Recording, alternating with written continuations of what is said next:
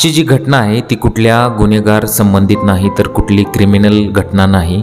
तर आजची घटना अशी आहे की एक मुलगी आणि तिची आई उसाच्या फडामध्ये काम करत असतात, परंतु पुढे जे घडलेलं आहे ते पाहून अनेक लोकांनी कौतुक केलेलं आहे।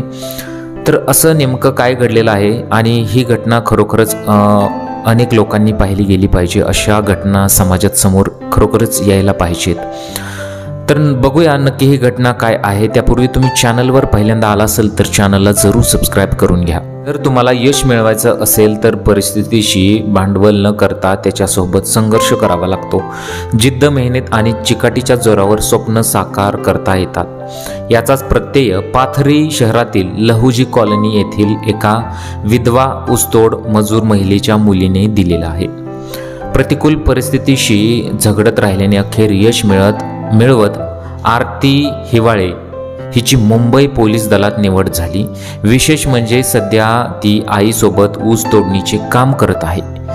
इथेच निवड झाल्याचे समजताच तिचा आनंद गगनात मावत नव्हता। कुटुंबाच्या कष्टांना योग्य न्याय दिलेला आहे तिनं। आता लहुजी कॉलनी येथील नंदा भागवत हिवाळे या ऊसतोड कामगार असून 15 वर्षापूर्वी पतीच्या निधनानंतर संपूर्ण कुटुंबाचा भार त्यांच्यावर आला। 2 मुले आणि 1 मुलगी असा सांभाळ करताना अनेक अडचणींना सामना करावा लागला।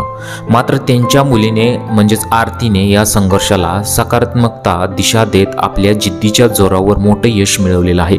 लहानपणापासून परिस्थितीच्या चटक्यांना सामोरे जाताना तिच्या आईच्या कष्टांना तिने वाया जाऊ दिलेलं नाही। ऊस तोडणीच्या कामासोबत शिक्षणाला तिनं प्राधान्य दिलं आणि अखेर तिची मुंबई पोलीस दलात निवड झाली। आरतीने प्राथमिक शिक्षण माध्यमिक विद्यालय देवनंदारा येथे पूर्ण केले, तर उच्च माध्यमिक शिक्षण सौ शांताबाई विद्यालय पाथरी येथे घेतले।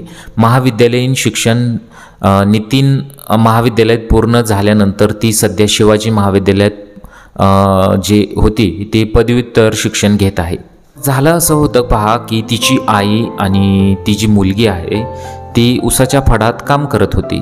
तिची आई आणि ती सायखेडा साखर कारखान्याच्या वतीने केदार वस्ती येथे ऊस तोडणीचे काम करत होते, म्हणजे त्या दोघी उसाच्या फडात काम करत होत्या। मग काय झालं की पोलीस भरतीच्या निवड यादीत आपले नाव पाहताच उसाच्या फडात असतानाच आरतीचा आनंद गगनात मावत नव्हता।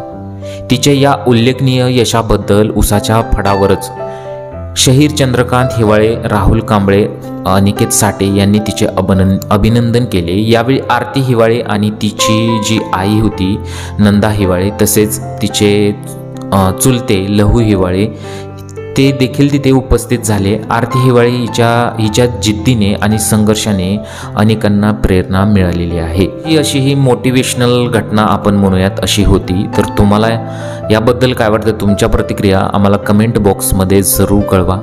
आणि आरतीसाठी तुम्ही अगदी थोडक्या शब्दात आम्हाला कमेंट बॉक्समध्ये तिच्याबद्दल कौतुक आम्हाला सांगू शकता।